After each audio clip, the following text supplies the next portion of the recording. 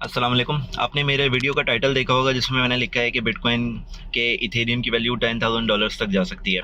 और ये मैं प्रिडिक्ट नहीं कर रहा बल्कि ये एक्सपर्ट्स प्रिडिक्ट कर रहे हैं। अब उसकी वजह क्या है हम देख लेते हैं। किन वजूहात की बिना पर एक्सपर्ट्स ऐसा प्रिडिक्ट करते हैं। तो जो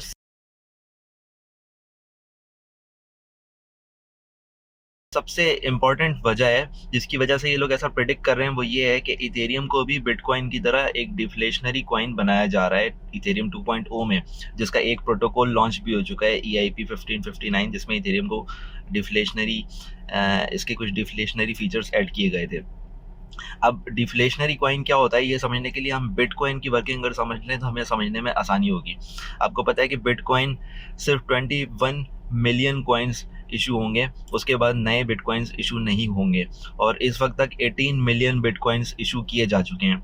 और ये जो 18 मिलियन बिटकॉइंस हैं इनको डायरेक्टली एक ही दफ़ा मार्केट में नहीं इशू किया गया, बल्कि ये वक्फे वक्फे से इशू होते हैं। उसका प्रोसीजर ये होता है कि हर 10 मिनट बाद बिटकॉइन का एक नया ब्लॉक ऐड होता है और हर नए ब्लॉक पर 6.25 नए बिटकॉइंस मार्केट में इशू किए जाते हैं।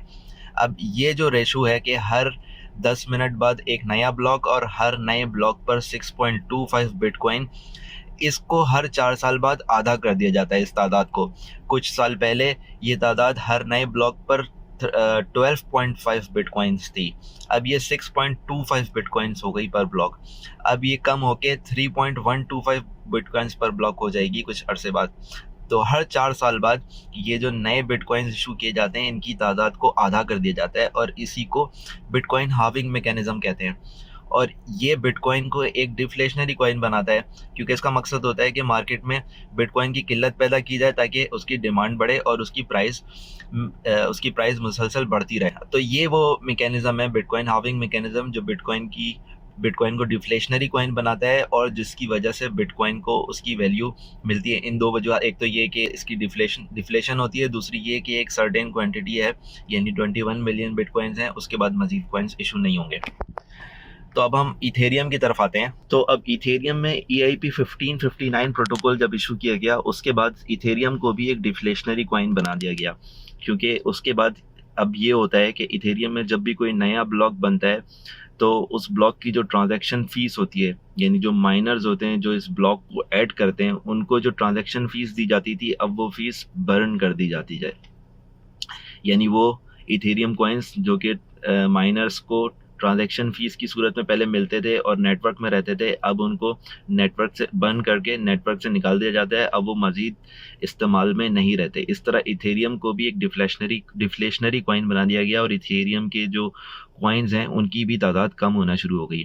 एक और चीज़ जो हुई वो NFT का क्रेज़ था, क्योंकि NFT की जितनी भी ट्रेडिंग होती है वो इथेरियम की ब्लॉकचेन के ऊपर होती है। कुछ नए अब सोलाना के ऊपर भी प्लेटफॉर्म्स बन रहे हैं, लेकिन जो डोमिनेंट शेयर है वो इथेरियम का है। तो इस वजह से जितनी भी ट्रांजैक्शन होती है वो इथेरियम ब्लॉकचेन के ऊपर होती है। इस वजह से जब भी फीस पे होती है उस NFT के ट्रेड के लिए, जो भी फीस पे होती है इथेरियम में वो बर्न हो जाती है। इस वजह से इथेरियम की बर्निंग बहुत तेज़ हुई और इस वक्त जब मैं ये वीडियो बना रहा हूँ उस वक्त तक तकरीबन 6 लाख इथेरियम कॉइन्स बर्न हो चुके हैं और इथेरियम के इशू होने की जो परसेंटेज थी वो तकरीबन 56% रिड्यूस हो चुकी है। ये एक वेबसाइट है जिसका नाम है watchtheburn.com। आप इस पे जाके इथेरियम की तमाम स्टेट्स भी देख सकते हैं कि कितने इथेरियम बर्न हो चुके हैं, कितना रिवॉर्ड मिला है, कितनी रिडक्शन हो चुकी है।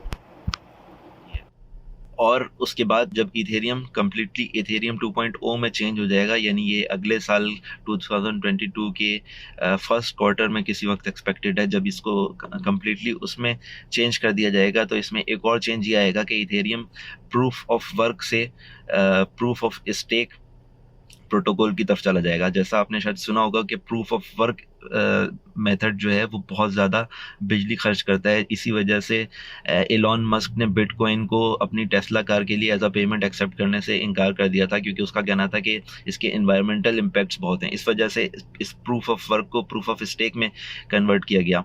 तो इथेरियम 2022 तक प्रूफ ऑफ स्टेक प्रोटोकॉल बन जाएगा। तो एक तो वो बिजली कम खर्च करेगा, दूसरा उसका फ़ायदा ये होगा कि प्रूफ ऑफ स्टेक का मतलब ये कि हम जितने लोगों के पास कॉइन्स मौजूद हैं इथेरियम के, वो अपने कॉइन्स स्टेकिंग प्रोटोकॉल में लगा देंगे। जब वो अपने कॉइन्स स्टेक के लिए लगा देंगे तो जो अवेलेबल कॉइन्स हैं वो मज़ीद कम होंगे। तो इन तमाम वजूहात की बिना पर एक्सपर्ट्स का कहना ये है कि इथेरियम की जो वैल्यू है वो $10,000 तक रीच कर सकती है। अब इसमें कितना वक्त दरकार है? जाहिर है कि जब तक इथेरियम 2.0 प्रोटोकॉल नहीं आता उस वक्त तक फौरी तौर पे तो इसके $10,000 तक रीच करने के चांसेस नहीं है। फ़िलहाल जो एक्सपेक्टेशन है वो ये है कि ये $5,000 तक पहुंचेगा, लेकिन अगले साल जब इसका इथेरियम 2.0 में कन्वर्ट हो जाता है कम्प्लीटली मुकम्मल तौर पे, इसके बाद ये चांसेस हैं कि इथेरियम $6,000 को क्रॉस करते हुए $10,000 की तरफ जाएगा। लेकिन हमें ये बात याद रखनी चाहिए कि अभी तक जो मार्केट है उसमें बिटकॉइन डोमिनेट करता है और बिटकॉइन तक लीड कर रहा होता है। जब इसकी वैल्यू बढ़ती है तो बाकी तमाम असेट्स की वैल्यू इसके साथ साथ बढ़ती है, जब इसकी वैल्यू कम होती है तो बाकी तमाम असेट्स की वैल्यू इसके साथ कम होती है। इसके बारे में मुझे जो भी नई अपडेट मिलेगी मैं उसकी वीडियो बनाता रहूँगा। मेरे इस चैनल को सब्सक्राइब करें ताकि आपको नई वीडियोज़ पहुँच सकें।